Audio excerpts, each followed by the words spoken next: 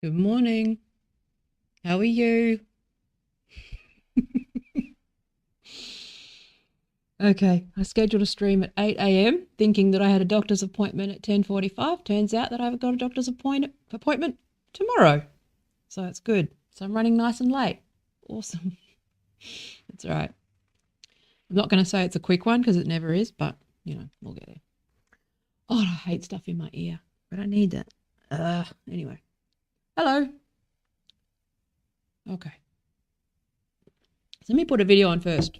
Okay. I'm just going to show you this. So, look, I'm going to meld a few things together today, okay, which is sort of the Andrew Tate situation, the James Lindsay situation, seeing a bunch of people who should know better getting banned, and then everyone just sort of feeding this idea that you get banned for no reason from social platforms, and give you some sort of insight into that, okay? Because everyone has, it's pretty funny actually, because when you watch, it's like the carry on, right? The carry on over bands. The carry on. It's so much drama. It's like Stalinism. It's literally like Nazi Germany and the gulags. You know, the gulags in Nazi Germany. Those things. It's fucking hilarious. But anyway, on a serious note, I have buttons too. Look, check this out. You ready? Sweet can. Like grabber. Sweet can. So there you go. I've got some stuff. Anyway, working on some things. So this is a very weird time of day, so there probably won't be any people around, so that's okay. I'm talking into the void, but that's a good thing because I just sort of, usual thing. So the carry on over Twitter bans. Now, initially, so the thing that actually, the thing that made me first start doing sort of streams and YouTube and YouTube streams, sort of entering this sort of culture wars debate, all those things, right, was actually seeing people being banned for what I thought was, something shifted on Twitter. So it used to be okay to pile on Twitter. It used to be okay to, have a bit of fun. You'd have a little bit of time out, but those permanent bans were something that was fairly new, and obviously Megan Murphy's ban was a big part of that, and just sort of, I really hadn't had a sense of what was going on, but a lot of my stuff was trying to understand first of all, where the industry's coming from, okay? Because again, I know that most people in tech, first of all, don't care about politics, okay? Other than they don't have, it is funny how when you look at the more sort of charitable, when you take a more charitable view on a lot of this stuff and you actually fucking read things or actually understand where they're coming from policy-wise. Now, again, the big brains over in the, culture wars like Tim Pool and James Lindsay and all those people, okay, they don't, considering that they're so well versed and educated on these matters, they don't seem to Google sort of basically what the policy is. Okay, what they're doing is just misrepresenting things for a political purpose and political outcome. And the reason that people are banned, and I've said this before, is there's a number of different reasons, first of all. So there's no one reason. Once someone goes into, it's a big conspiracy, there's a difference between doing like sort of analysis of capitalism or analysis of a structure and a fucking conspiracy theory, okay? And what I'm going to do is I'm going to talk about commercial interests. I'm going to talk about risk, okay? A big part of a lot of this is just risk, okay? And corporate lawyers doing what corporate lawyers do, okay? And because I'm someone who's worked in these businesses and worked with them as a supplier, as a vendor, and and also tried to work on product, and one of the biggest barriers that you reach with sort of a tech product is the risk stuff. Whether a product is viable is actually not so much about how the product is designed, but whether you've got the resources to fight lawsuits and defend yourself, or all of those sorts of things. So that's why or, trademarks, patents. A lot of that legal shit is actually where the hurdle is, because that stuff's expensive, first of all, but also, problems of scale.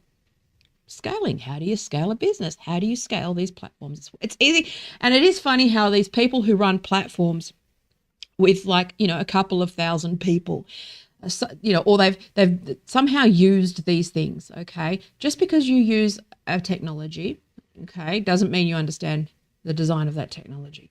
You need to be a designer.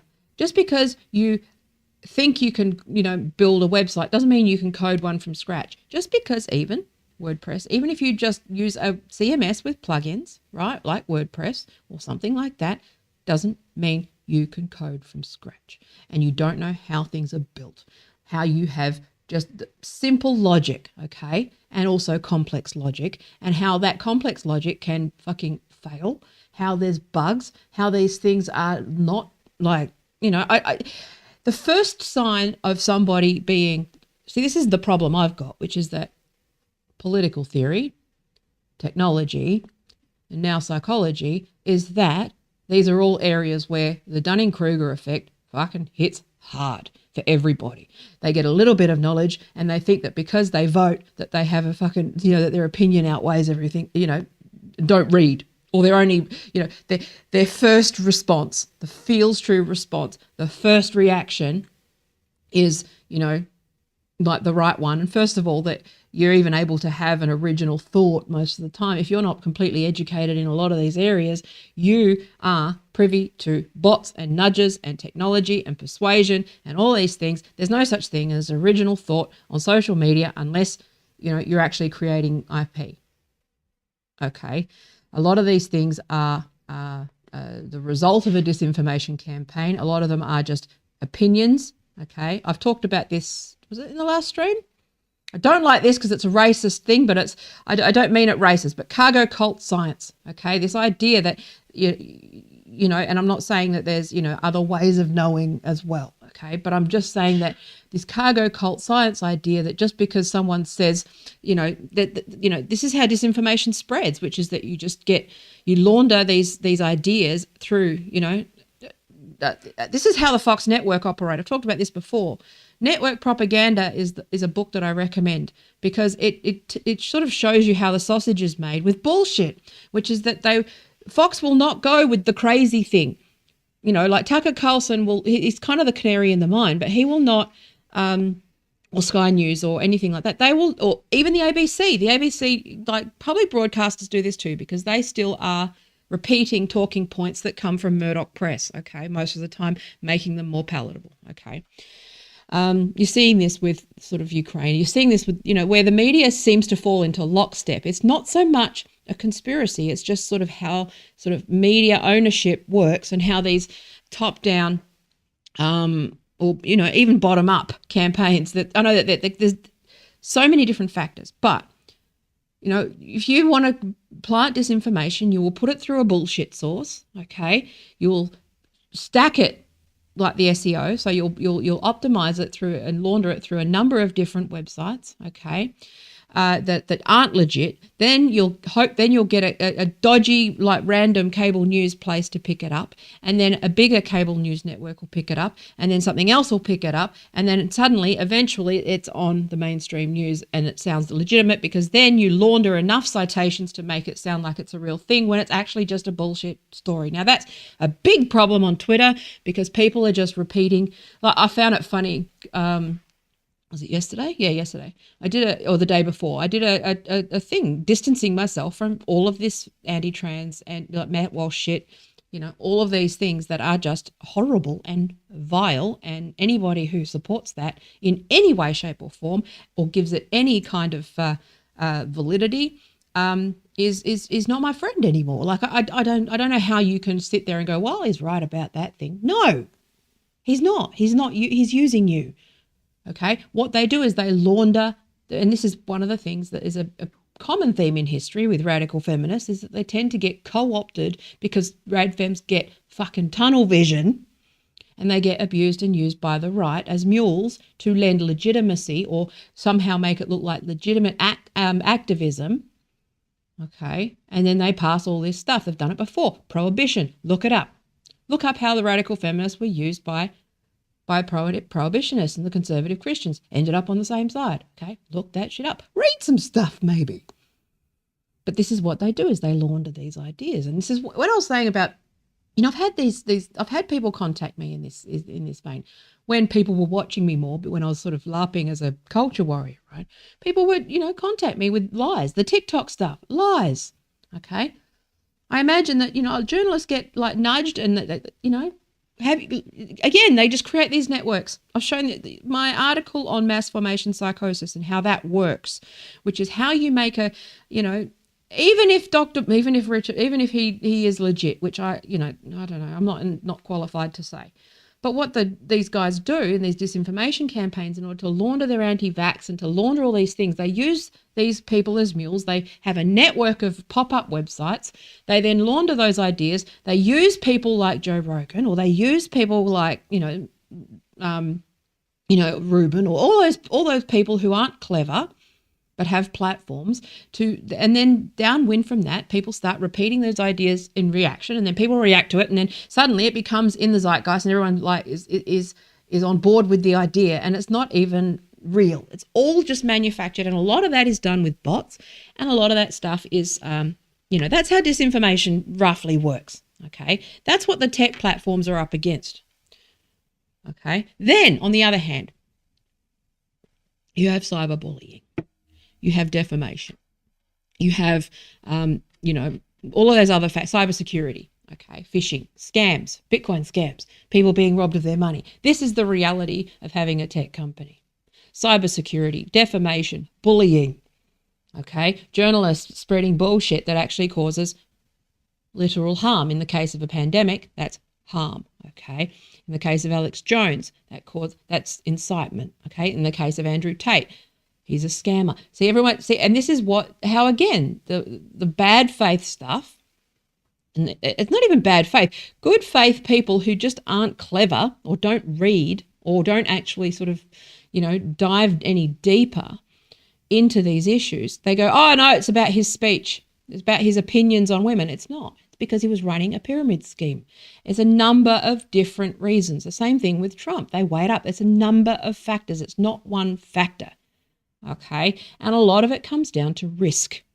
Okay, and one thing that I've been banging on about is the ethical the ethics of that sort of duty of care towards users. I was going to use fiduciary, but I'm trying to use the duty of care towards users, the broader effect on society, the threat of regulation.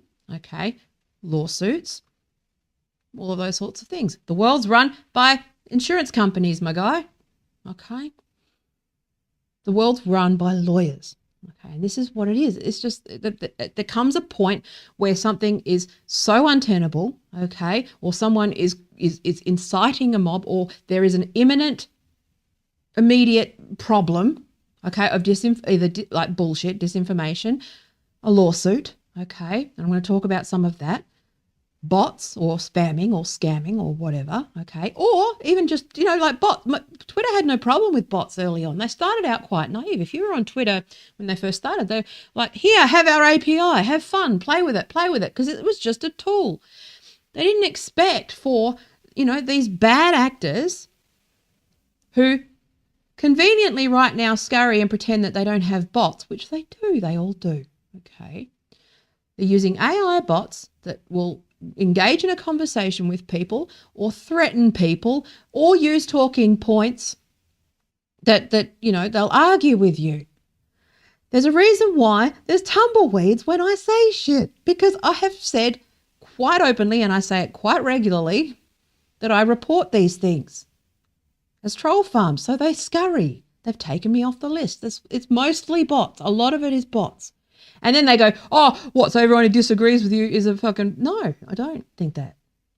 I think someone who argues with the same old talking points and is anonymous, there's a very good chance they're a bot. And I'm not going to waste my time. Somebody who is anonymous and arguing and abusive is mentally unwell. So you don't engage with it, or you call it out. Okay? Radicalized. Or if you're in good faith, then you'll notice that I just mirror the tone of the person who is responding to me. And if they're anonymous, I'll fucking call them out and I'll say, hey, I report these things. You better be a person. Okay, this is how it operates. But also because I work actively to help, train Twitter's AI, because I also know how it's abused and exploited by people like Tim Pool, people like, all these guys use these things. Okay, the Murdoch, you can't tell me that they don't have money for these things. Okay, that they're not spending a lot of money on troll farms, otherwise known as PR agencies, digital marketing agencies, even bots. Again, so you've got a combination of different things. Then you've got defamation. Okay, you've got a number of lawsuits in a number of countries where more and more the courts are siding with the plaintiff. Okay, not the oh god, not the prosecution. You fucking dumb fucks. I was ranting about that in the last video. If someone's talking about a civil suit and they're calling the prosecution, they're an idiot. Okay, plaintiff, defendant. Okay, so in a civil suit, they're siding on the side of the plaintiff. Or what's interesting is that tech tend to be settling out of court. Okay, so what they're doing is making sure that they don't reach the high courts because they, these things are complicated.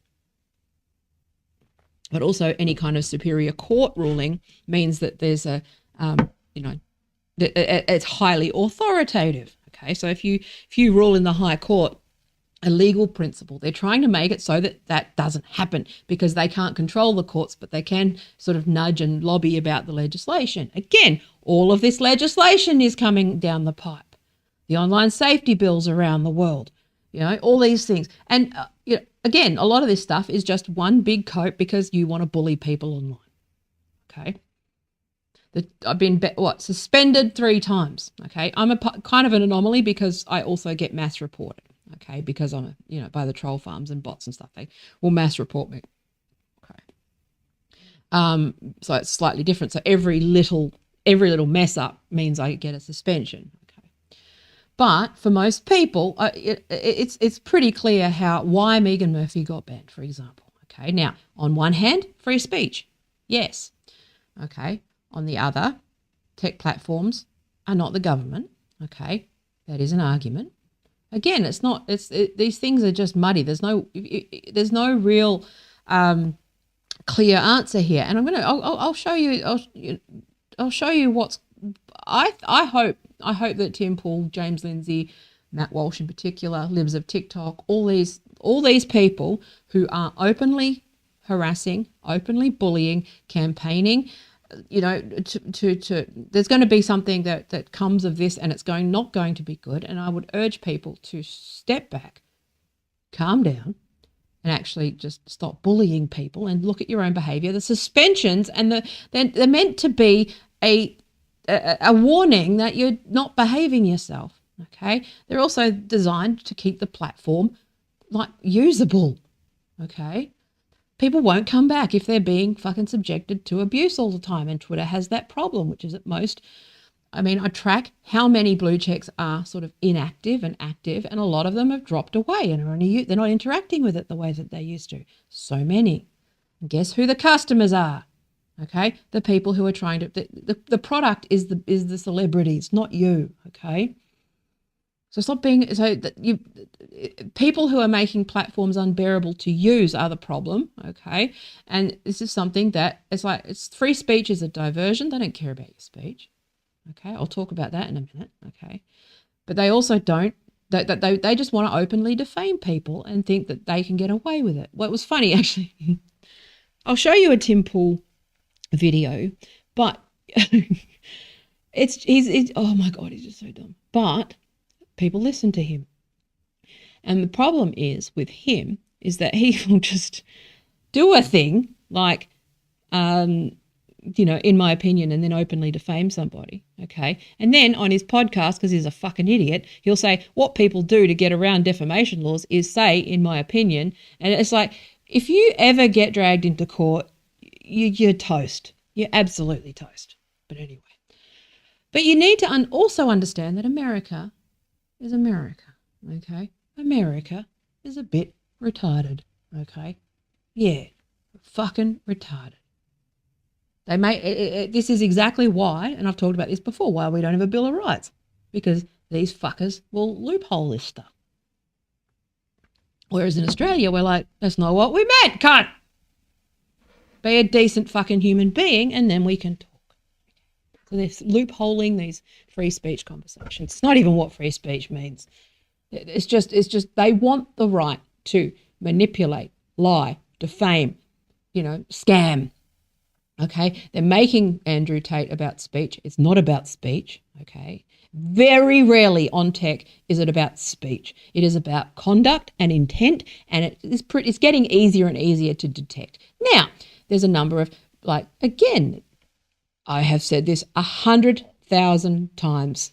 I'm exaggerating, but probably close to that, which is that if you misgender somebody or use certain words in certain debates and you would do it in a reply, you're going to get banned. Okay? There's somebody who got a suspension this week and everyone's crying, doing the usual bullshit. Oh, yeah, she got banned just for being... No, she didn't. She didn't get banned for her views. She got banned for her conduct.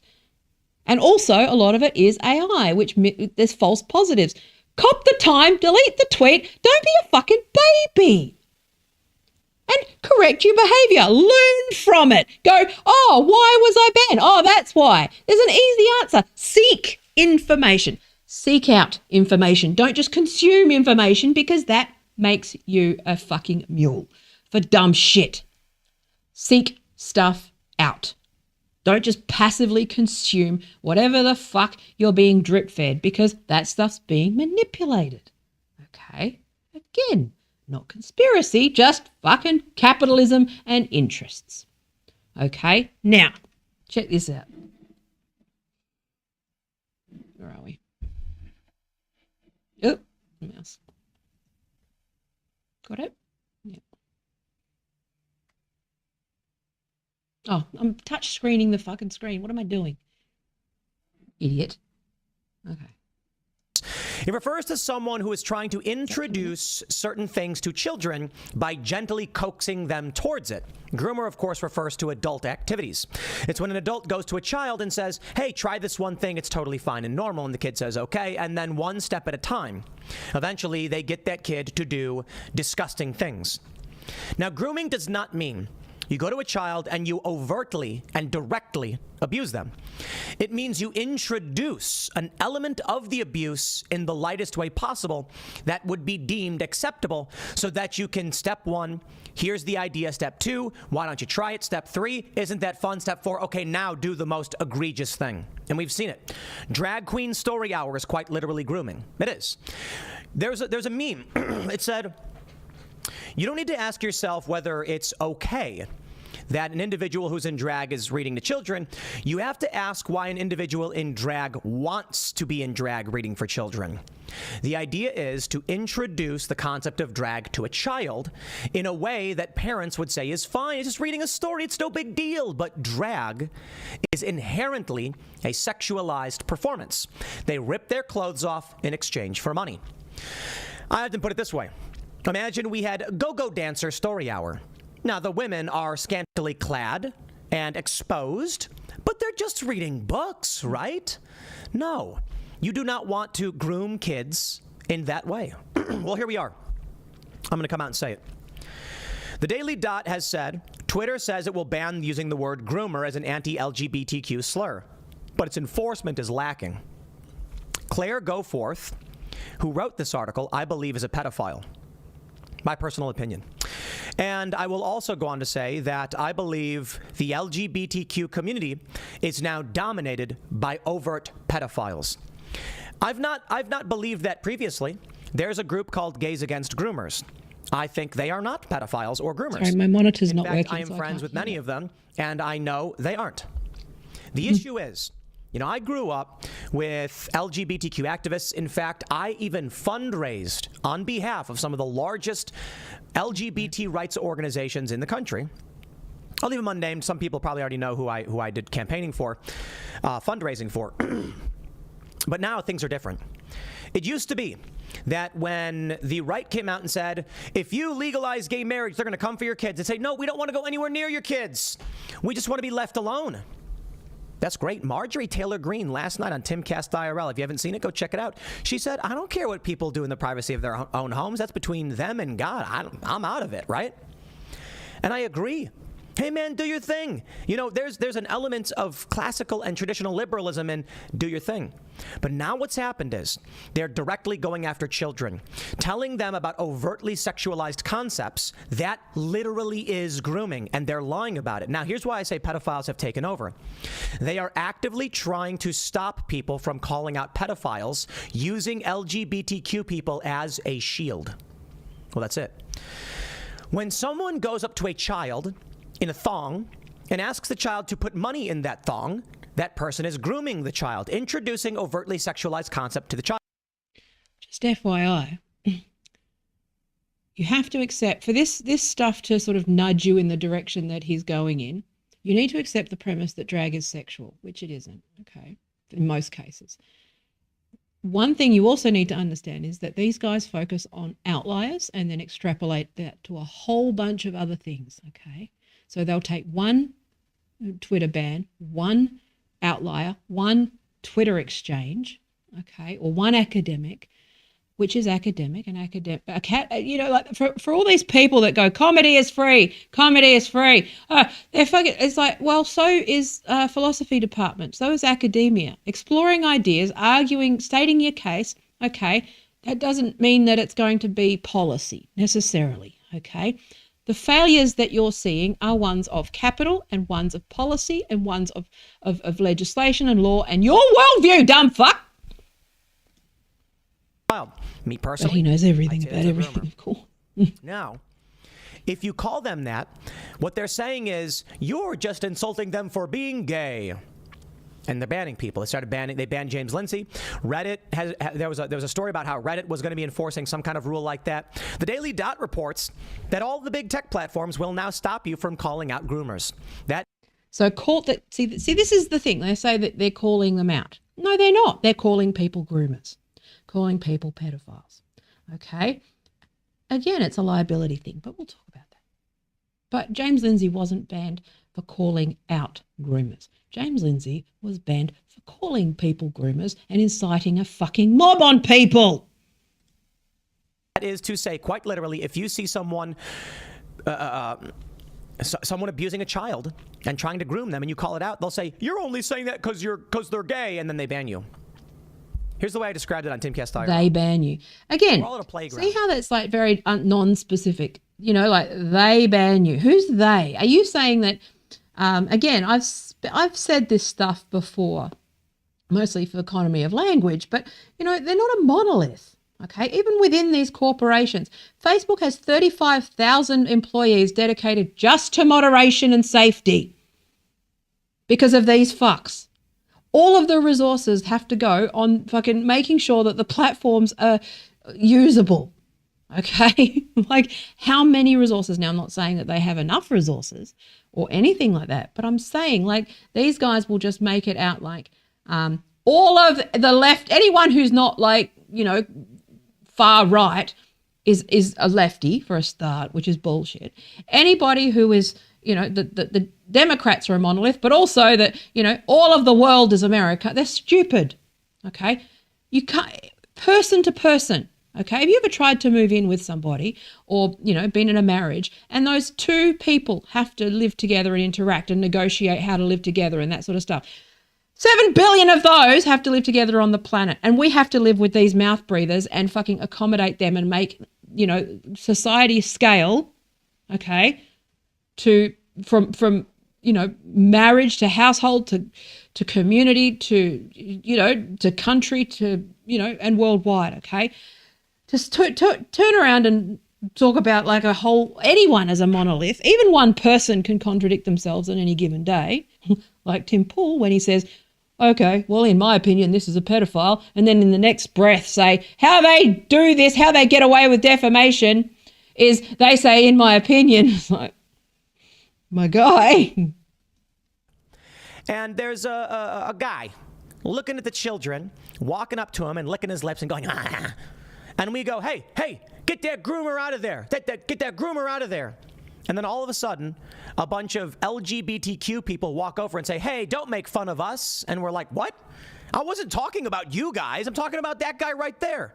You're saying all gay people. Or another way to view it is when I call out the guy for being a groomer, he walks over to the gay crowd, the LGBTQ crowd, and says, that guy's making fun of us, calling us groomers. Also, what's funny, just a fun point. It's funny the way they use the word call out.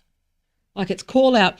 Oh, it's cancel culture when it's me, and it's call out whenever it's like them. It's pretty funny. It's not cancel culture, it's call out culture. No, it's cancel culture. Also, I'm calling people out. And they all get mad, and I'm like, no, I'm not talking about you. I'm talking about him. Wait a minute. How come y'all are getting mad when I say that? This man is That's why stupid, I think they've been by the taken way. over. Don't listen to a word he says. Because when you look at like Ariel Scarcella or Brandon Strzok or, Milo Yiannopoulos, there are many prominent gay people who are not for this and totally opposed to it. And so my question is, when I point to a groomer and I say, that guy's grooming, and then a bunch of LGBTQ people go, he's just insulting LGBTQ people. I go, no, I'm talking about the pedos. Wait. Also, I'd like to point out that his prominent gay people are all YouTubers. Okay, like the incentive structure is there for people to talk about this stuff and appeal to the right-wing shit, okay? It's where the money is. It's where the fun is. It's where the audience is, okay? There's fucking big-ass money on this. So pointing out that they're opposed, oh, look, here's all these YouTubers that are incentivized by the same structure, and also I'm a millionaire talking shit who doesn't read and appoint myself, and because I'm a millionaire, I think I know everything, but these people also who I've met are also incentivized by that exact same content, those incentives. They agree with me. What are the odds? Oh my gosh, it's almost like you get rich from this stuff. What about all the academics who are also gay who are saying all of these things? Again, it's cherry picking. Be aware of the cherry picking, okay? This is this is the thing where it's like, yeah, you can have the discussion about the normalization of pedophilia. But again, like, oh, comedy's free because I want to say nigger. But when it comes to, I want to explore the very real idea that someone is born with an attraction to children that is, that the psychology and all of those things is to be studied, and maybe that demonizing people sends them into dark places, as most of these guys would say about anything else, like 4chan and all those sorts of things, the radicalizers.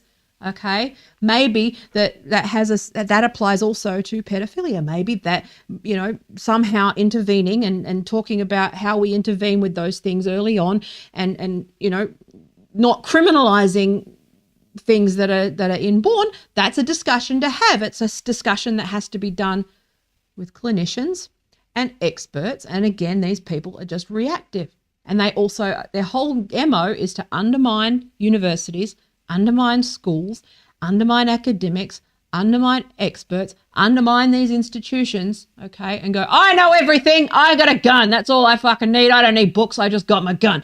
That's the whole worldview of these guys, because they want to dismantle those institutions, okay? They want to set up their own fucking, creationist bullshit schools where they can, not have sex ed, not give not give kids a rounded education. It's a war on education ultimately, okay? And a lot of this is also a war on universities and those things, and a war on facts, okay? So you need to understand this whole MO, and if you're actually across the research, Steve Bannon famously quoted, flood it with shit, or whatever the quote was. Okay, get Trump. Trump will win if we flood them with shit, and he's the shit. Okay, it is shit. There is a valid case that can be had for, pedophilia being normalized to an extent. Okay, or not. Okay, it's not so much normalized. Again, it's that same thing where it's like no one's really normalizing pedophilia, but at the same time, this weird ass thing where it's like you shouldn't be proud of. Pride was a sin. It used to be a sin. Why are they using it? It's because it's the opposite of shame, you dumb fuck. It's the opposite of demonizing. Okay, normalizing is it's not normalizing, it's just not demonizing. And again, this whole idea that if you fuck up or you do something, that it's your fault until it's them, and then it's some fucking mysterious they, you know, who you know, it's a big conspiracy against them, the individual, but never any personal responsibility. It's an incoherent. The idea, it is supposed to be incoherent. But let's pick it apart. I'll move on. I'll finish the video. I think we're almost at the... insult pedos. And there it is. They have no reason to be mad. Claire Goforth coming out to literally defend this, probably because she's a pedophile. At least in my opinion. Now, I'm not saying I have any evidence. I don't know anything about this lady. But I'm not saying I have any evidence. Why anyone would come out and be in defense of pedophiles. Hands down. Why, Claire? Why are you actively defending pedos? Let us insult them. Let us. No one's call them defending out. It's pedos. illegal what they do when they attack children. Why are you defending this? Actively fighting against those who are calling it out. These people are pedophiles. It's not cancel culture. It's not harassing. It's call out culture. That they want pedophiles to be in the LGBTQ community. I think child abuse is wrong. Let's read the story. Actually, before we get started, my friends, today's episode of Timcast. All right. So,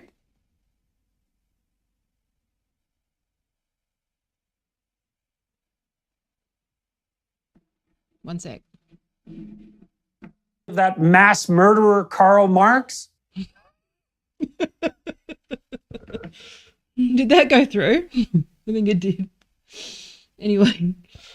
But, okay, so no one's defending pedophiles necessarily. And also, Twitter it's Twitter. It's full of bots and AI, okay? It's full of these things where they're just trying to launder ideas and get to journalists and get to figures and have nudge you in certain directions, okay? Ignore it.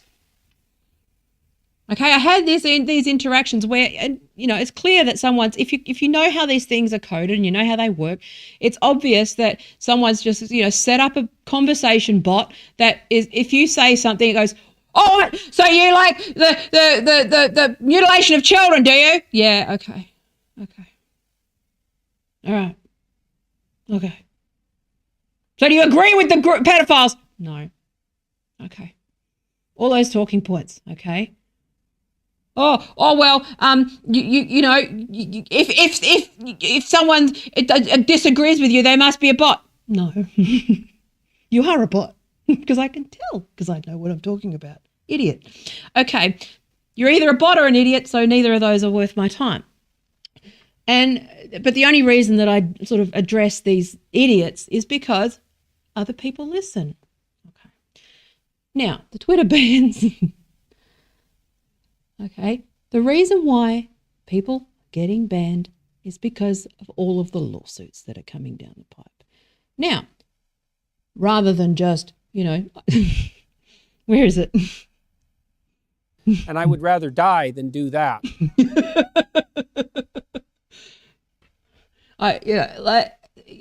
It's Twitter. First of all, it's Twitter. Okay, who gives a shit?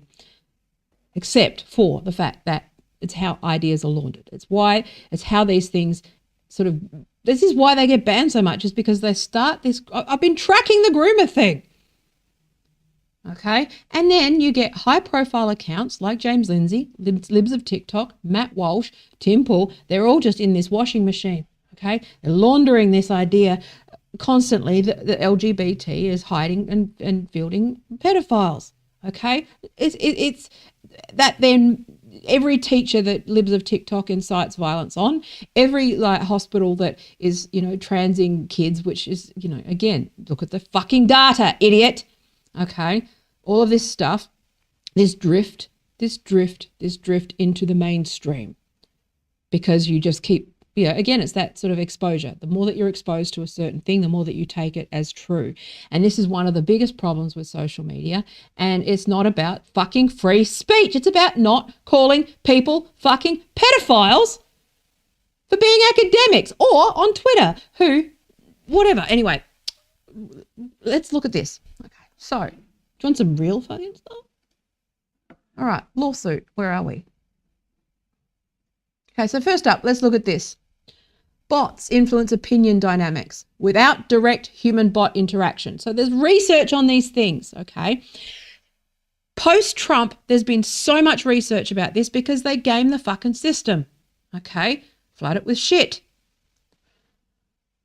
But what they do is there's lots of different models that you would sort of determine how you can change hearts and minds. There's a whole area of research, especially online, persuasion and all those sorts of things, okay? And also how bots would affect that. I'm not sure if that sentence came out correctly, but anyway. But look at this. So this is an interesting study. Again, maybe you should read some shit. Seek out information. Google things. Like basic things. Google basic things. Okay. Bots' ability to influence public discourse is difficult to estimate, which is true. I've observed that it's fairly trackable, but again, it's because we've got ultimately secret ballot and all those sorts of things, and there's lots of different factors that go into it. It is difficult to see a direct relationship. That doesn't mean it doesn't exist. That means that the direct relationship is hard to track. Okay. So recent studies found that hyperpartisan bots are unlikely to influence public opinion because bots often interact with already highly polarized users. Okay. And that's why, they often focus on the persuadables. And for me, that's why they don't put the money on me, because I can spot them, first of all. And second of all, I can't really be nudged because I actually I fucking read. My God, read! However, previous studies focused on direct human-bot interactions. For example, retweets. This is that mule stuff that I've been talking about. Don't be a mule. Retweets, mentions, and likes. So that's social influence. So this is where you'll see certain things get hundreds of thousands or thousands of likes for seemingly out of nowhere, because people they're providing a thing called social proof. Okay, so when you see that lots of people like a certain thing and lots of people don't, okay, that's why J.K. Rowling's likes were sort of, they also probably got rid of a lot of bots with that. When I was looking at that, it's like a lot of bots on both sides, right? There's so many fucking TERF bots now that are just arguing TERF talking points all the fucking time. It's like, I don't want to be associated with this shit anymore. So it's not what it was when people were in good faith entering the debate in 2016 or 2017. Now it's what the ask is. And so to touch this would be terrible, a really bad idea. Okay, because there's a known outcome here. We know what it is. We know that a lot of it is astroturfed on both sides. We also know that a lot of this fucking libs of TikTok, astroturf woke shit. If you see an anonymous anime, it wouldn't surprise me if they were playing both sides, because that's what Murdoch does. He funds both sides of the culture war so he can just get clicks, right? That's his whole model, is play both sides, okay? But play both sides, but nudge everyone into fascism. But also, in a sense, Rupert Murdoch is also just chaotic neutral when it comes to in money. It's just money. It's capitalism. It's funny how they always ignore that. Okay, the incentives, the financial incentives, just not disclosing that they make money for all of these things. They make money anyway. Not disclosing who funds them. Those sorts of things. So anyway, how the fuck Tim Pool makes all this money? It's because he's an idiot, pandering to other idiots. Don't give these people money. So, however, previous studies focus on direct human-bot interactions, e.g. retweets, mentions, and likes. The present study suggests that political bots, zealots, and trolls may indirectly affect people's views via a platform's content recommendation system's mediating role, thus influencing opinions without direct human-bot interaction. Okay, so what that means, obviously, is people are being used as mules for merely just retweeting or sort of fueling or sharing and propagating ideas and providing sort of that social proof or endorsement for something that is a AI or bot-driven campaign. Okay, so those extreme views, extreme tweets, extreme ideas, sort of. You don't need bots to do it because they've successfully managed to nudge humans. So using an agent-based opinion dynamics simulation, that's just one of the simulations that they use. Again, If the academics have it, the bad guys have it. That's how this stuff works. That's why Twitter and Facebook can't necessarily open up their algorithms, because the second things are open, the second things that you got to plug the holes. You got to plug the bad guys are going to take advantage, right? So using agent-based opinion dynamics simulation, we isolated the effect of a single bot representing 1% of nodes in a network on the opinion of rational Bayesian agents with a simple recommendation system mediates the agent's content consumption. Okay, that just means they had a bot spread something to people that they would flag as sort of persuadable, right? So across conditions, we use the same random seed and psychologically realistic Bayesian opinion update rule so that conditions remain identical except for the bot presence. Okay. Results show that even with limited direct interactions, the mere presence of the bot is sufficient to shift the average population's opinion. Virtually all nodes. So a node is just a individual person or user or whatever within a network. And the way that, yeah, anyway, that's boring shit. So virtually all nodes, not only nodes directly interacting with the bot, shifted towards more extreme opinions.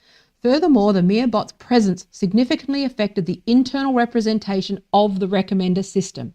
Okay, so this is where the platform manipulation comes in. Overall, these findings offer a proof of concept that bots and hyperpartisan accounts can influence population opinions not only by directly interacting with humans, but also by secondary effects, such as shifting platforms' recommendation engines' internal representations. So fucking with the AI, manipulating the AI, because the AI is largely on, you know, what gets shared and what gets traction, you know, all that stuff. The stuff you see is determined not just by what you watch, but also by what the people that you're connected to watch, or those, you know, I've talked about the lookalike audience before, okay, and how those things can be, it's a two-way street, okay. The mediating role of recommended systems create indirect causal pathways of algorithmic opinion manipulation, okay. Now that's boring as batshit, but if you want to have a look it up. It's open, right? Check that out, right? Look at this. I can just create one. So this is IBM's Watson, right? So I can just create a bot. How would I like to build my action? Okay, what should I do? Bot conversations. Here we go. Look, jokes, please. What your customer says. So this is how they map a conversational pattern. It's easy to make a bot that this is something that you could use. This is a chat bot, but you can actually quite feasibly use the Twitter API and Twitter tools to generate this kind of conversation on Twitter. Okay, so if a person tweets this, okay, so what your customer says, if I say I'm bored, okay, oh, okay. Let's select this template. Let's see what we can do. Have some fun. All right. Let's do this.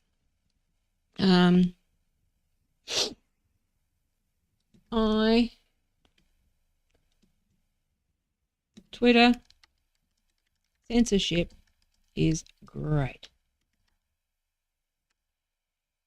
Customer starts with that. Okay, so you look, all these phrases. So you can just sit there and just imagine if it was your full-time job, 40 hours. Imagine if you had 40 hours a week dedicated to creating these things. Imagine if you've got a lot of money and a lot of interest in doing this, okay? Here we go. Okay, let's try that, all right? Conversation steps, see? Then you can go, look, I'm just going to show you quickly how easy. So you can actually just create a bot. Okay.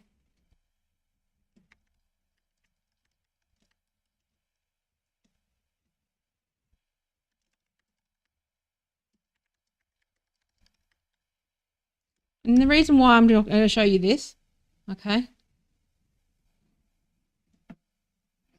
you can just create another action. So if they say this, okay. Probably won't let me write that. I haven't created one. So you can actually, then you can create another action. Then you can say, Look, here's your look. Conversation flow, right? Define customer response. As buttons. Here we go. Where are we? Confirmation options, free text. So you can say, oh my gosh, right. This is Watson. And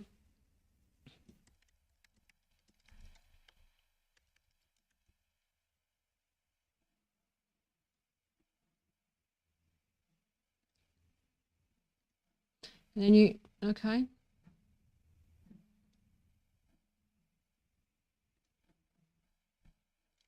Text. I'm just showing you very quickly, right? So you can have all these rules, okay? I don't know what the fuck I'm doing here. There we go. I'm just showing you very quickly. Define customer response.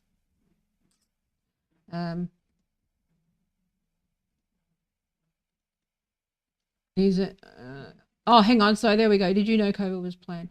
User enters free. Oh, hang on. Sorry.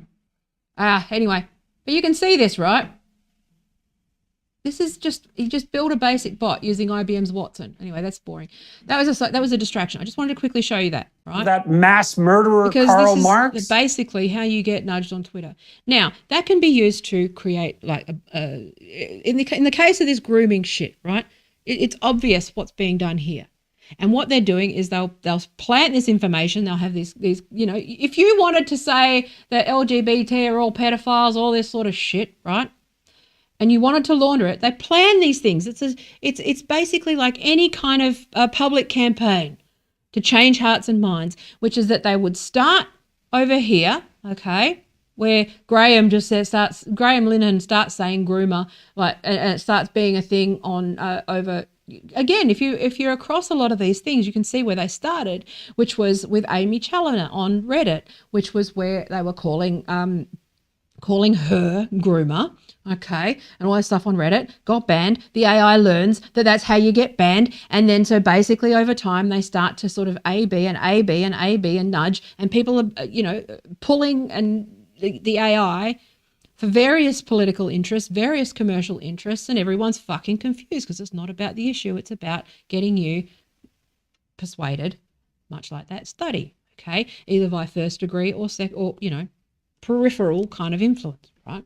And that's when I talk about in the course that I'm doing about being a mule. Like you have to be aware that this is happening all the time. And if you're a public figure and you've got a lot of bots underneath you, or you've got a lot of, you know, people underneath you following you, then this is definitely happening, okay? They're definitely doing this.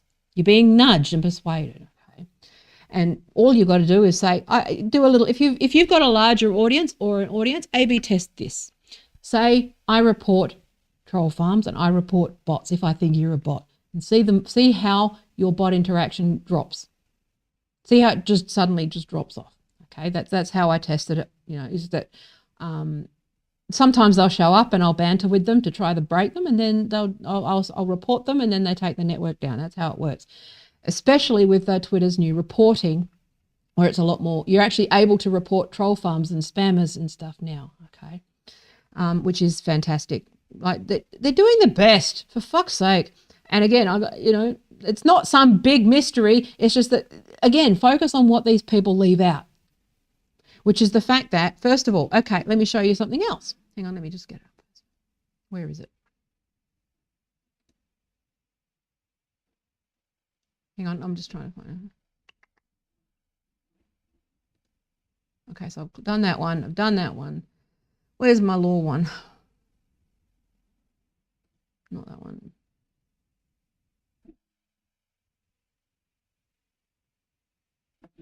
Here we go. Optimizing opinions with stubborn agents. Okay. We consider the problem of optimizing the placement of stubborn agents in a social network in order to maximally influence the population. We assume the network contains stubborn users whose opinions do not change, and non-stubborn users who can be persuaded. We further assume the opinions in the network are in an equilibrium that is common to many opinion dynamics models, including the well-known De Groot model. We develop a discrete optimization formulation for the problem of maximally shifting the equilibrium opinions in a network by targeting users with stubborn agents. The opinion objective functions we consider are the opinion mean, the opinion variance, and the number of individuals whose opinion exceeds a fixed threshold. We show that the mean opinion is a monotone submodular function, allowing us to find a good solution using a greedy algorithm. And that's an interesting, I like the greedy algorithm because the greedy algorithm is a good term, okay? We find that on real social networks in Twitter consisting of tens of thousands of individuals, a small number of stubborn agents can non-trivially influence the equilibrium opinions. Furthermore, we show that our greedy algorithm outperforms several common benchmarks. We then propose an opinion dynamics model where users communicate noisy versions of their opinions. So basically bots shouting at you all the time, okay? Communications are random, users grow more stubborn with time, and there is heterogeneity in how users' stubbornness increases. We prove that under fairly general conditions on the stubbornness rates of the individuals, the opinions in this model converge to the same equilibrium as the de Groot model, despite the randomness and user heterogeneity in the model. Okay? How to do evil shit online is open. You can Google this. Be curious. Seek out information. Okay. This is what Twitter's up against. This stuff, so coordinated stuff like this, where bad guys know this stuff. Okay. Flood the zone with shit. Okay, hang on. Let me That mass murderer Karl in Australia, Marx. okay? Where are we? Are we entering a new era of social media regulation? Okay. Now, after years of controversy over President Trump's use of social media to share misleading content and inflame his millions of followers, social media giants Facebook and Twitter finally took a clear stand last week, banning Trump from their platforms. Okay. Facebook indefinitely and Twitter permanently. Could this indicate a turning point in how social media companies handle potentially harmful content shared on their platforms? The answer is yes. Okay.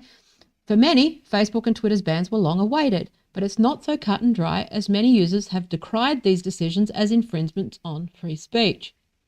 To be clear, the First Amendment only protects individual speech from US governmental oppression. And also, okay, this is something where this is where you need to analyze things within the framework of capitalism. And no, if you're not critiquing capitalism, you're not critiquing this correctly. Okay, or coming at it from the right direction. Because these guys, no corporation should have the ownership over the public square. That's why we have public broadcasters, okay? They're not sitting there going, let's create our own PBS like they do with the media, because they know that the fucking commercial media is not going to facilitate certain conversations.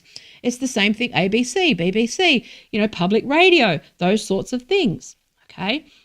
Now, do I want a fucking US public utility in the form of a social network?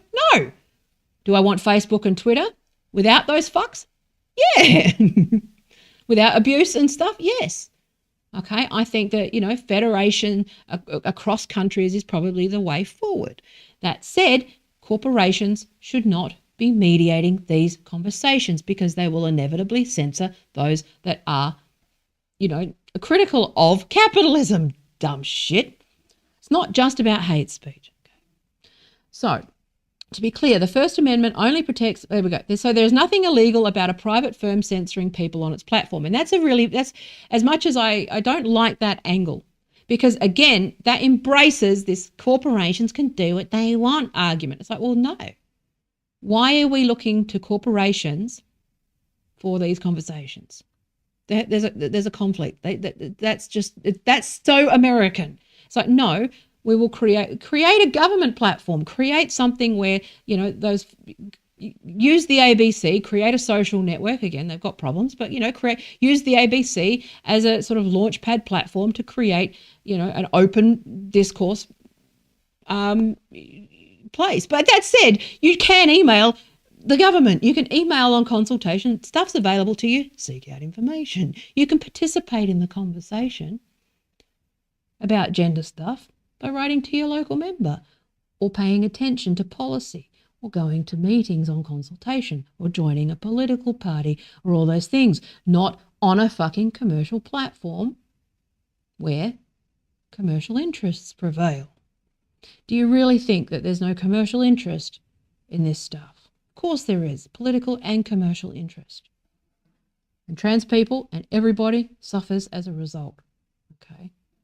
Now, to be clear, where are we? So, but still, even if it's not a legal issue with respect to the First Amendment, which it's not, the question of when and how it's appropriate for private companies to deplatform people, especially notable public figures like Trump, is not so obvious. So Twitter doesn't owe Trump a platform either. Okay? They don't owe the President of the United States a platform. Is it an influential platform? Yeah, but it's not his... He has the ability to provide... You know, he created his own social network, the internet.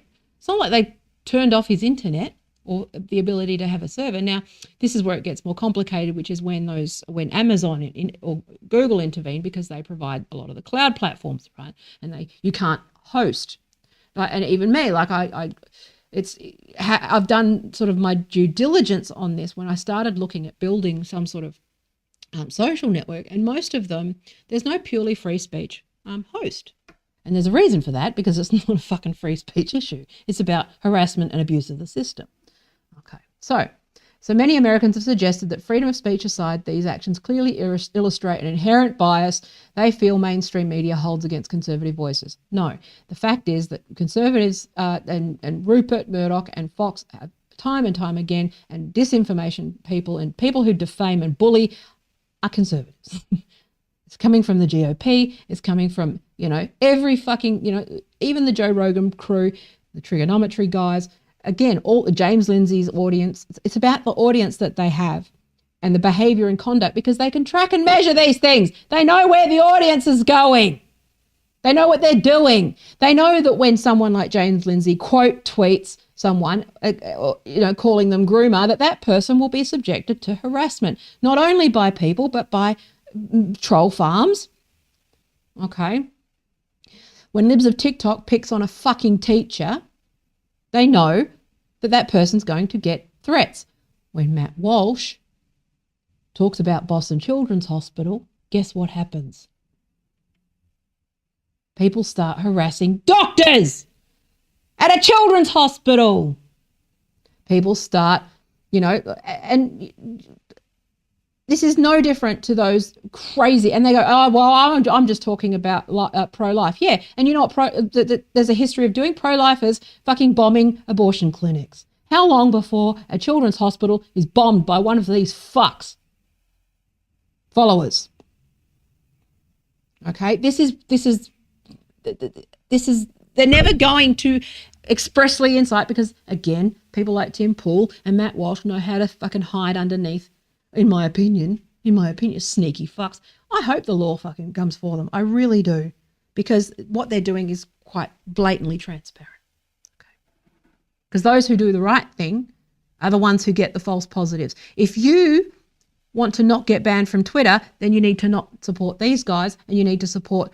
The thing is that they're the ones that create the false positives, because they're the ones that do all the plausible deniability shit. They're the ones that have the large audiences that incite this stuff. They're the ones that launder ideas like feminism was a mistake, and, maybe the pill was a mistake, and then fucking a year from now, someone's concerns about the pill is now being used to fucking, legislate against women, okay? The same thing is happening with trans stuff. The same thing's happening with LGBT stuff. The same thing's happening with, the environment. They just launder these ideas through these fucking idiots.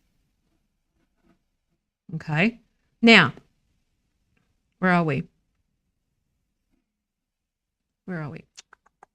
So, social media. So in Australia, we've got, so the government is to outline new powers for the media regulator, Ofcom, to police social media.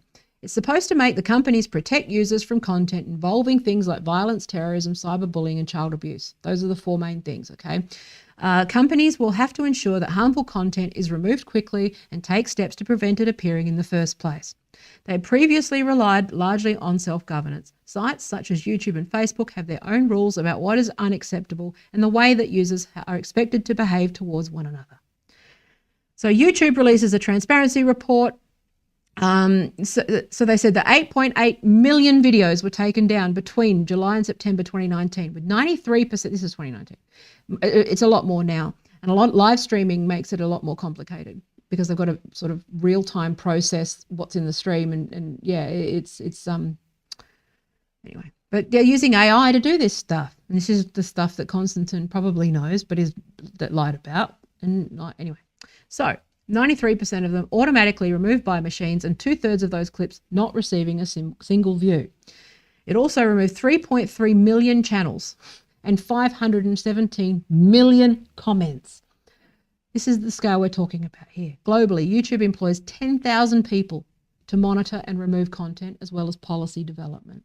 Facebook, which owns Instagram, told Reality Check it has more than 35,000 people around the world working on safety and security, and it also releases statistics on its content removals. Between July and September 2019, it took action on 30.3 million pieces of content, of which it found 98.4% before any users flagged it.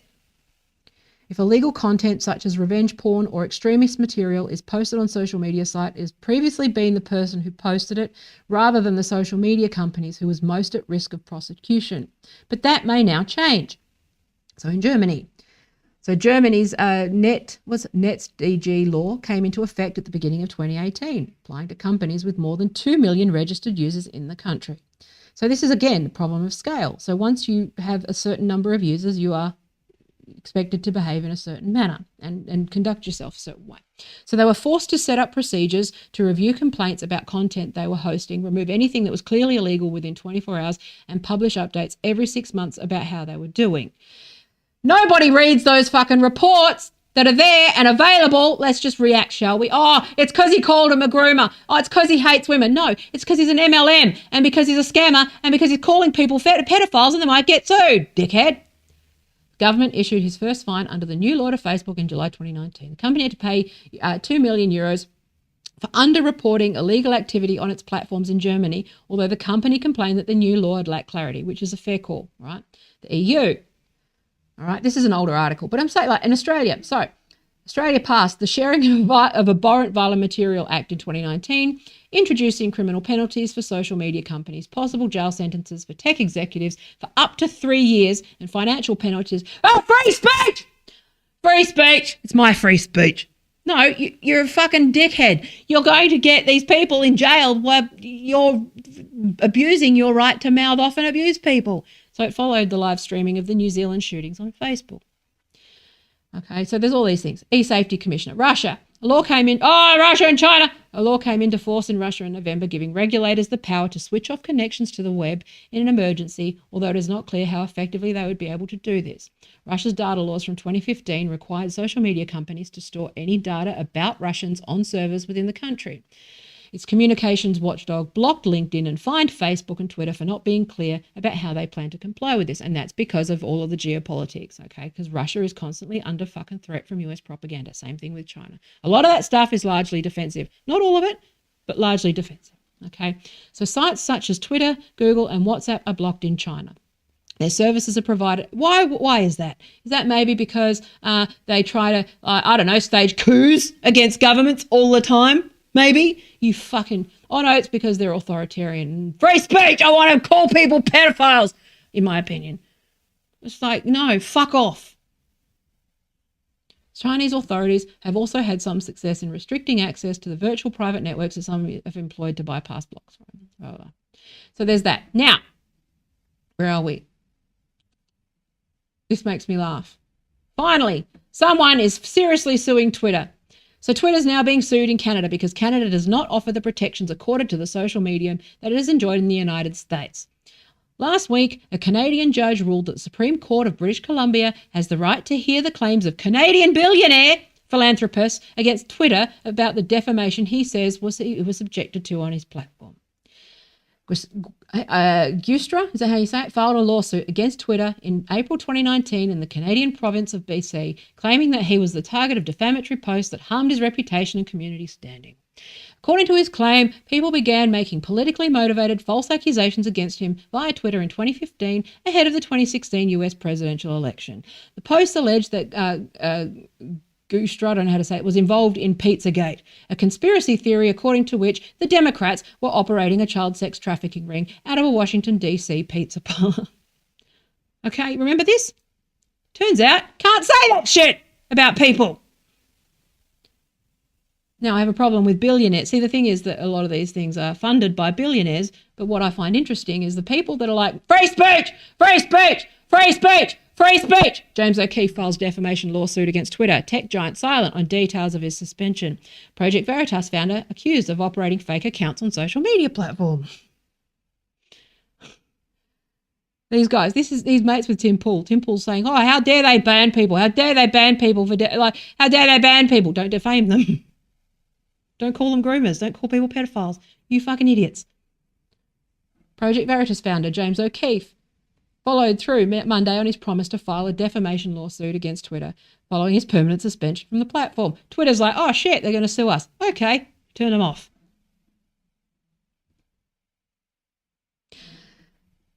Twitter sued for defamation by a New York Post source for Hunter Biden stories. A Delaware computer repair shop owner sued Twitter, alleging the social network had defamed him by effectively labeling him a hacker after his business was cited as the source for info obtained from a laptop allegedly owned by Hunter Biden that served as the basis for several New York Post articles published in October. In the lawsuit, John Paul Mac Isaac said he was forced to shut down the Mac shop, his computer repair business in Wilmington, Delaware, after Twitter said that the New York Post stories violated its hacked materials policy and initially disallowed users from sharing links to them. The Rupert Murdoch-owned paper claimed the material for its Hunter Biden exposés was supplied by Trump personal lawyer Rudy Giuliani, who allegedly had obtained it from a MacBook Pro that had been abandoned in Mac Isaac's shop. He had to shut them down. Why would he have to do that? Was it the people who showed up to his shop and fucking threatened him? Was it the death threats? Was it the calls? Was it all of those things? Because people are fucking nuts. Okay, was it also defamation? Yeah. Are Twitter going to go, oh, shit, okay. Where are we? Where's the other thing?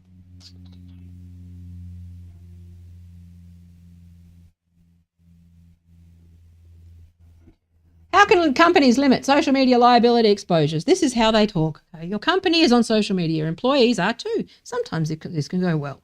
Your company gets free promotion and your employees engage with your company and others. Other times it can go very badly. Okay? It's all about risk. Okay, social media is creating serious liability concerns and companies should make sure they're limiting their exposure. Okay? So this is the companies. And guess who? Guess who is the customer for Twitter? Advertising agencies, okay? Social media managers, brands, corporate brand managers, not so politically savvy, most of them, okay? They don't know. So going viral isn't always good. Pew Research Center says that 72% of US adults are on at least one social media platform, okay? And the figures are even higher among younger generations. For many people, social media is, as the name implies, social. They use it to chat with their friends and family or to discuss common interests, blah, blah, blah. So same Justine Sacco, blah, blah, blah. How your employees' posts can hurt your company. It's my speech, my First Amendment right. How about with your employer then? Why don't you deal with them? Cancel culture. Well, cancel culture is only a thing if you can be fired, dipshit.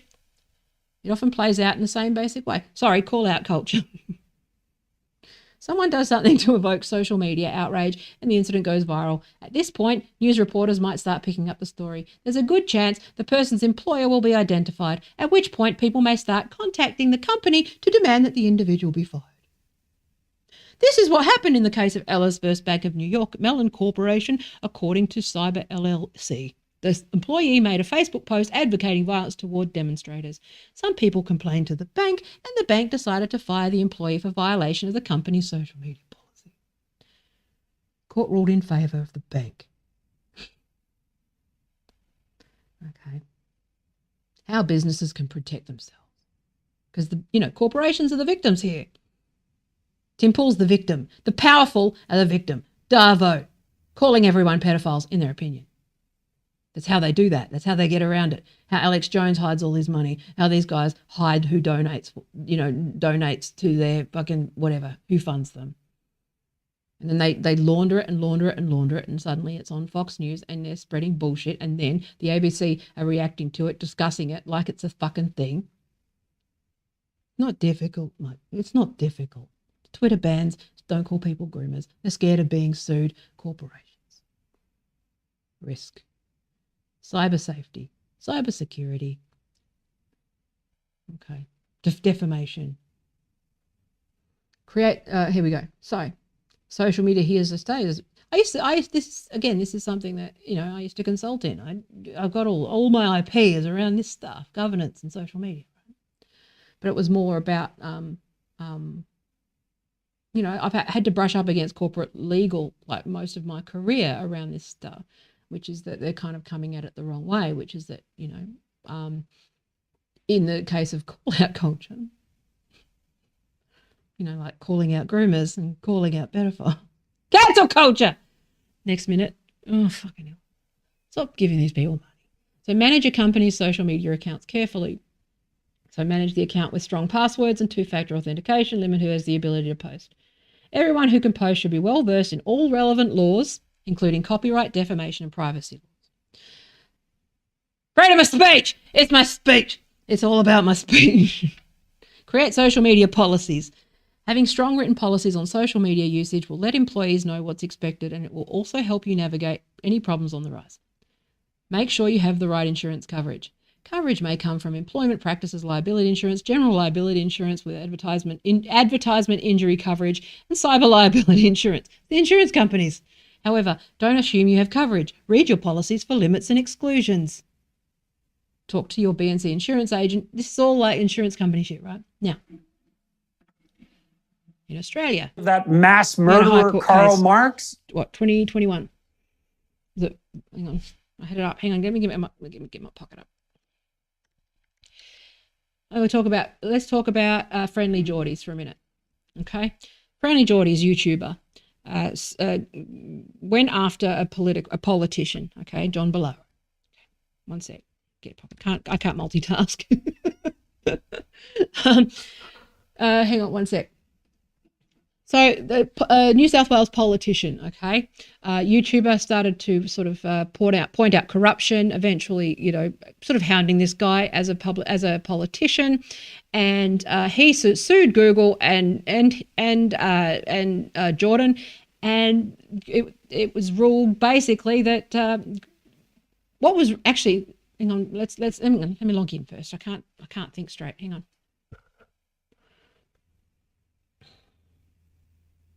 In the High Court in Australia, right? I'll talk about this in a minute. Just give me a sec.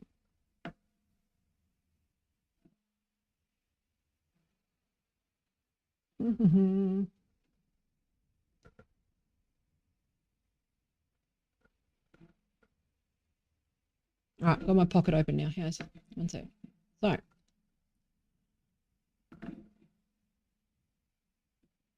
Social media, liability for publications of third parties. Okay. All right, where are we? It's making me view the original. One sec. Fucking make your shit clippable, people. So this is actually a good article. Okay, so this article comments on the decision of the High Court of Australia in Fairfax Media Publications Proprietary Limited versus Volla, Nationwide News Limited versus Volla, and Australian News Channel Proprietary Limited versus Volla. Okay. On September 8th, 2021, the High Court found by a 5-2 majority that media companies may be liable for the defamatory comments of third parties on social media platforms. Key points. The appellant media companies were held to be publishers of comments posted to their public Facebook pages by third-party users. Liability for defamation and any damages is not limited to the author of the defamatory comments, but extends to publishers who allow the defamatory content to be posted on their social media platforms and thereby encourage or facilitate the defamatory publication. Entities who provide platforms enabling publication of defamatory comments can be held as publishers with or without notice. Now, Oh, hang on. The decision may have widespread impacts for any business operating any social media page or website enabling the publication of comments posted by third-party users. Now, the decision may have widespread impacts for any business. Insurance companies go, risk. Okay? I would be very surprised if Matt Walsh wasn't banned. I would be very surprised if Libs of TikTok aren't banned very quickly. Now, what you need to understand is that even though this is a High Court ruling in Australia, okay, the way that other countries rule, not so much in the United States because, you know, they're exceptional and perfect and the law of the land, and they never learn from us ever about anything, ever, and they've also got a Supreme Court that's stacked in favour of the fucking most egregious assholes that ever existed. But eventually, okay, like the High Court, mass murderer Karl Australia Marx has basically ruled that, you know, they're a publisher. And that's happening in the EU. It's happening in everywhere except the United States. And Section 230 in the United States says that they're a platform, not a publisher. Now, that's closing in on them. If the rest of the world is quite... honestly, I don't see how they're going to fucking pass it with the Supreme Court, but they might legislate. And the thing is that the threat of regulation in the United States is actually enough to get them to fold. And this is the thing that I found interesting in... So that court case, the Voller case, was basically a guy called, was it Dylan Voller? So whilst in custody at the Northern Territory's detention centre, it resulted in the 2016 Royal Commission into Youth Detention. The defamation case originated as a defamation claim brought by Mr. Voller in the New South Wales Supreme Court over comments made by Facebook users on news stories posted to Facebook by the defendant media companies. Okay, so basically, like, people were racist pricks, like slagging him off and all that sort of stuff, as Facebook does. And it was ruled that, you know, Facebook had and those pages, like those news pages, had some liability in a defamation case. A lot of this stuff is just about like defamation or potential defamation. But also the tech platforms are always under threat of legislation or regulation. And they don't want that, okay? Because what's going to happen is that they'd be likely broken up. They would be likely over a barrel. They're trying to comply as best they can with the laws without sort of, you know, again, you can be charitable to these companies and still critical of the corporate interest. But the thing is that it's because the threat of regulation is the thing that's hanging over them, but also the threat of defamation. It's just corporate lawyer shit.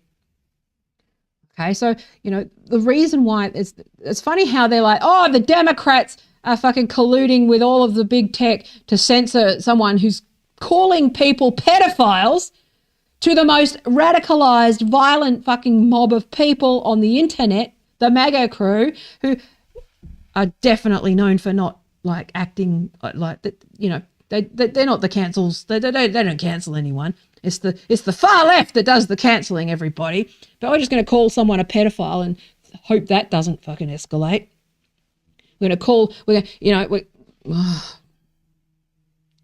Unbelievable. If I was Twitter, I'd ban a lot of them. And I'm not even censorious. I believe that people should have a right to speak, but not when they're inciting. I'm sorry, but at the moment it is clearly incitement. Libs of TikTok, incitement. Picking on teachers doing their fucking job. It's funny how they don't connect. Again, they're just trying to erode this stuff. Schools in the United States have had to drop down, many schools have had to drop down to 4-day weeks for schools because they don't have enough teachers. Because teachers are going, fuck this shit.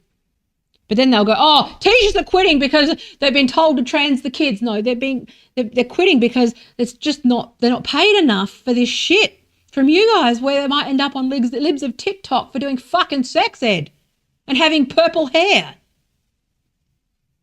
You know, like fucking hell. They're getting harassed and death threats all the time. If those teachers, look at what happens to those people that are on libs of TikTok. Now, again, this is the cop-out from these fuckheads. Oh, well, you shouldn't have put it on there. Well, what are you doing? Being in public. I should be allowed to harass whoever I want because they're out in public. No. You don't walk up and slap someone in the face or pay people get their friends to go and start a fight with you. That's not your right just because someone's in public. If a woman's in public, it doesn't give you the right to just walk up to her and fucking stick your dick in her face. It doesn't give you the right to walk up to somebody and it's also just rude to fucking walk up to people, a group of people, and interrupt. It's disrupting. It's rude. It's bad manners. It's not your right. And if you're somebody who's like, my rights are to be a complete fuckwit, then you're a fuckwit. And it's just like, fuck off with your rights. It's not even an argument. You don't have any. Oh my God. Anyway, so, but what was interesting with the Friendly Jordies case, again, defamation laws, New South Wales Supreme Court, not the Australian Supreme Court or High Court, but, these things can go there. What was interesting with this was that Friendly Jordies apologised, settled the account, agreed to edit the stuff that was too far, because he's actually a fucking half decent person, but he's focused more on the corruption and stuff. That said, Google actually folded and agreed to pay $700,000 to a politician who, I would argue, actually, if it had gone to a high court, they would have argued that, what was I going to say? Oh, yeah. So, I would imagine that if it had gone to the high court, it would have probably gone in favour of Google and Friendly Jordies, in the sense that Friendly Jordies is criticising a public figure and a politician, who are the exception, all those sorts of things. Okay, he's not a private citizen. Where Jordies crossed the line was when he started to talk about extramarital affairs and that sort of stuff. Okay, but if you're talking about policy or corruption or that sort of stuff, that's just doing journalism, and there's laws that protect from that. But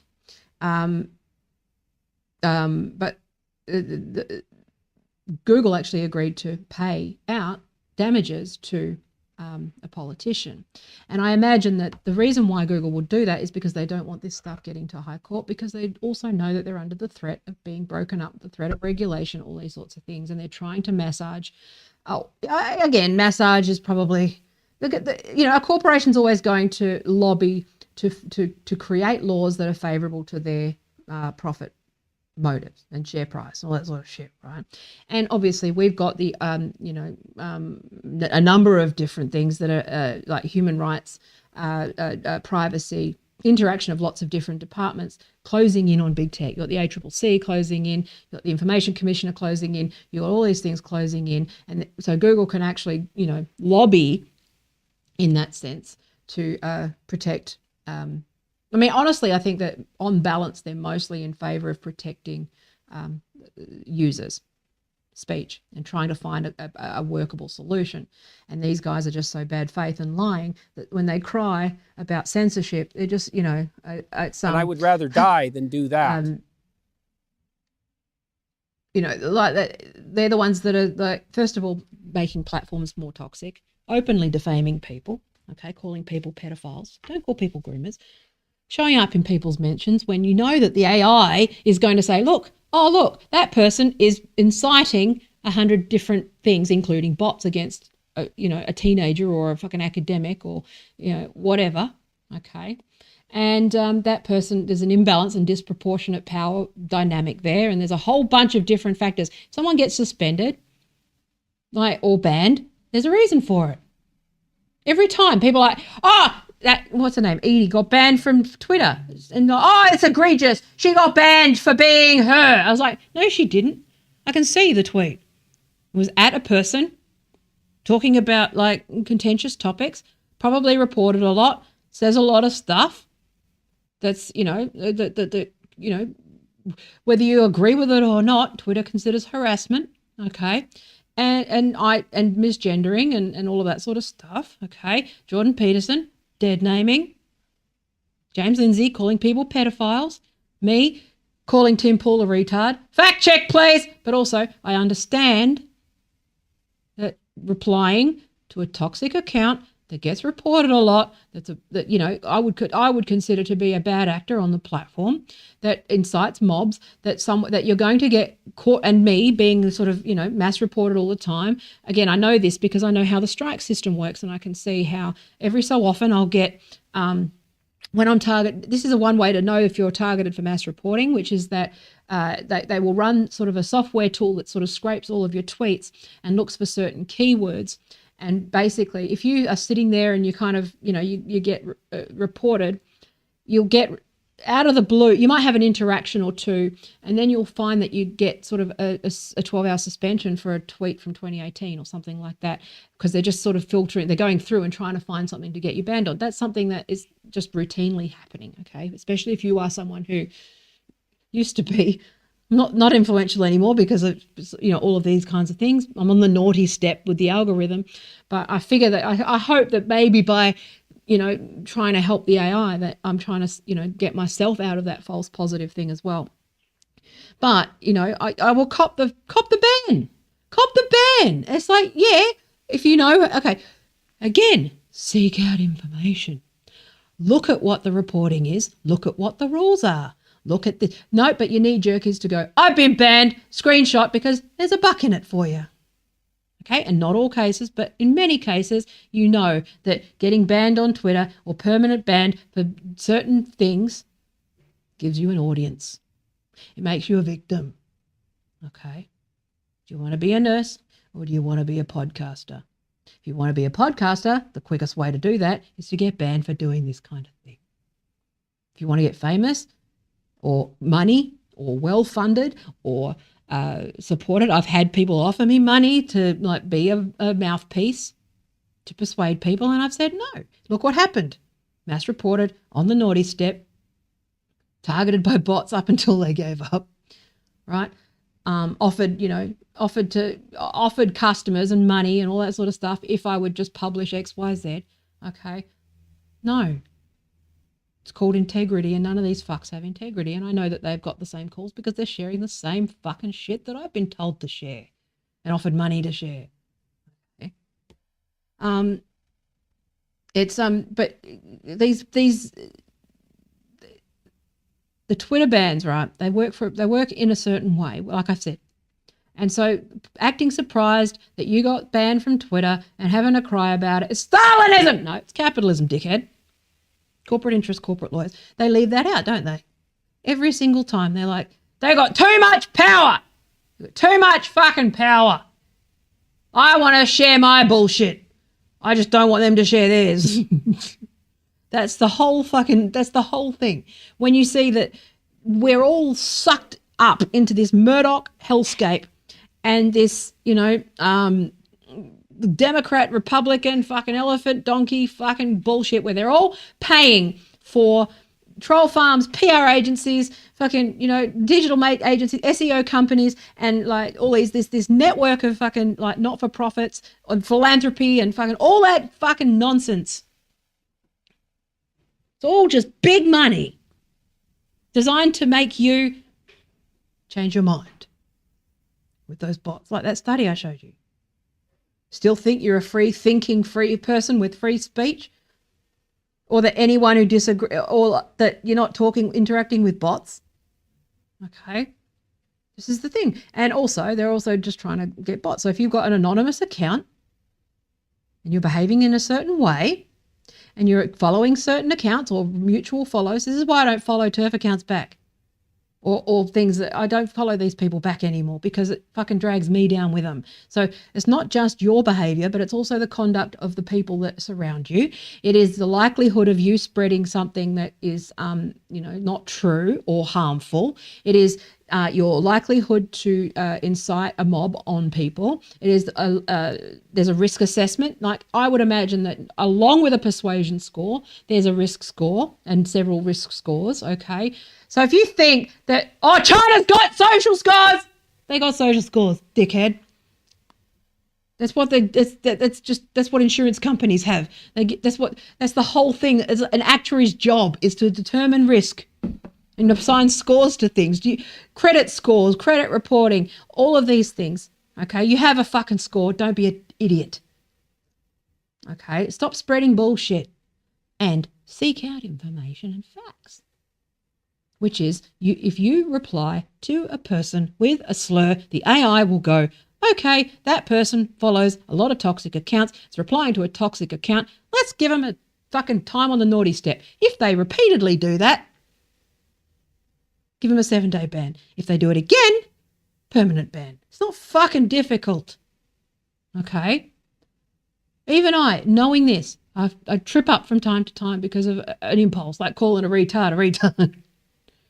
Okay? But showing up in someone's mentions, Twitter only cares about liability in terms of the way that you spread. So I would imagine that if you're just, and this is something like, again, Media Matters do this stuff too. All of the fucking US media do this, which is that you'll see them plant stories, and they'll plant a study or a fucking bunked research. But if you actually read the paper, it's not what, like I showed you that with the TikTok thing, right?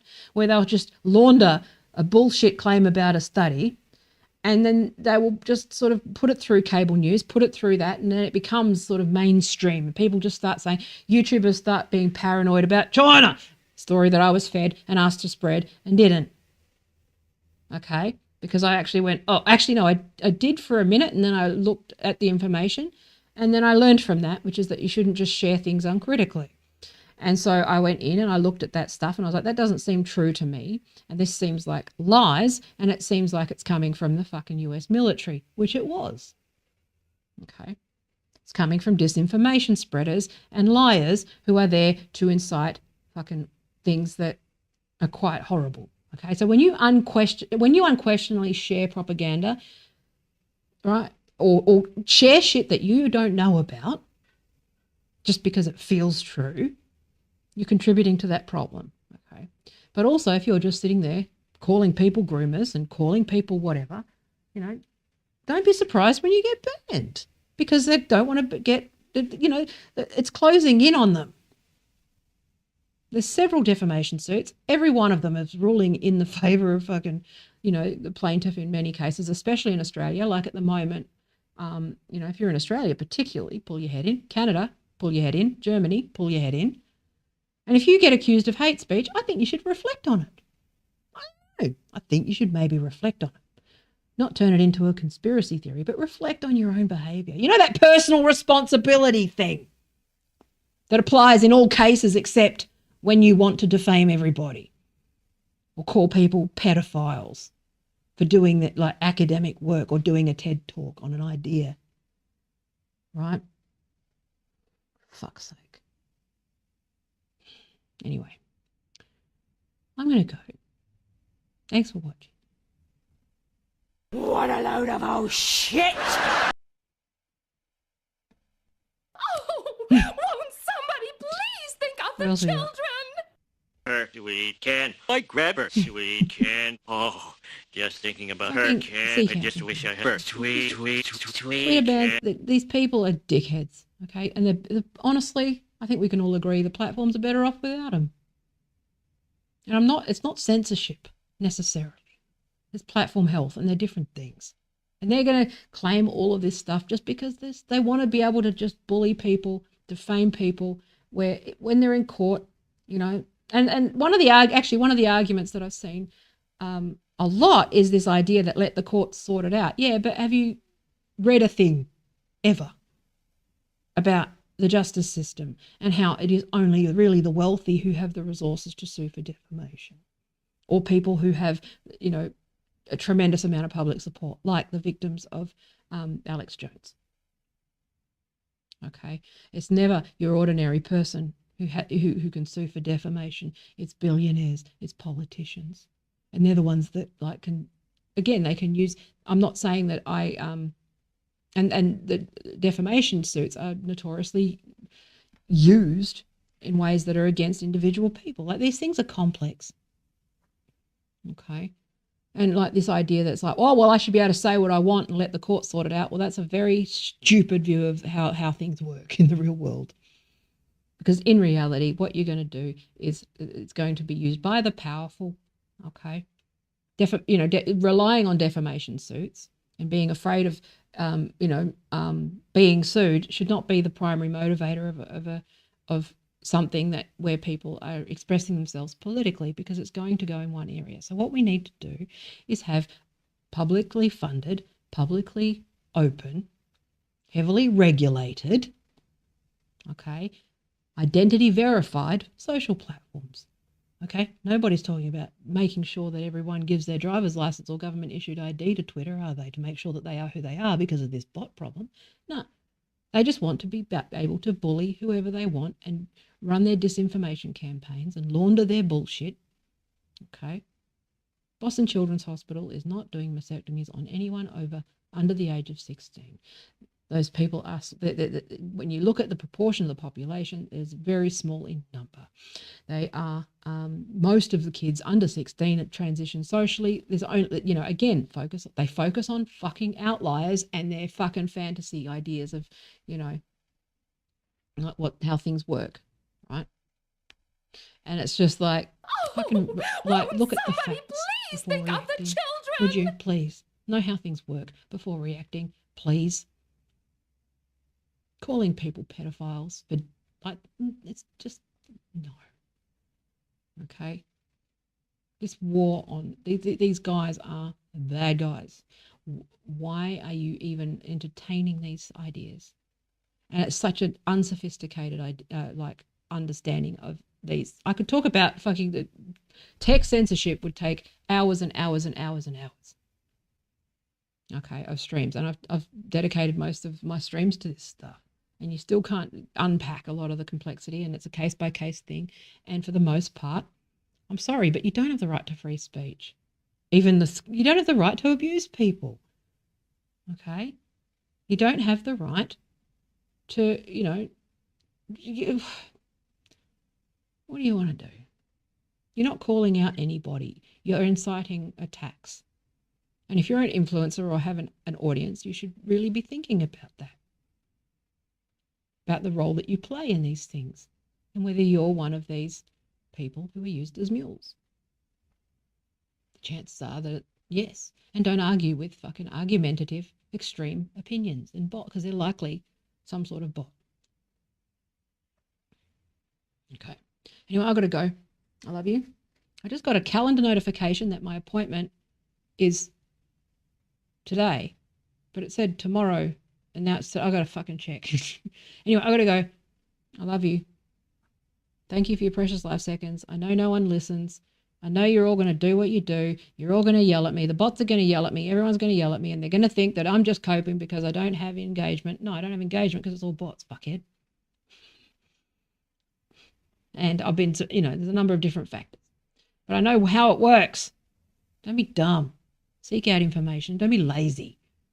Stop arguing about shit you don't know anything about. All right. I love you. Bye.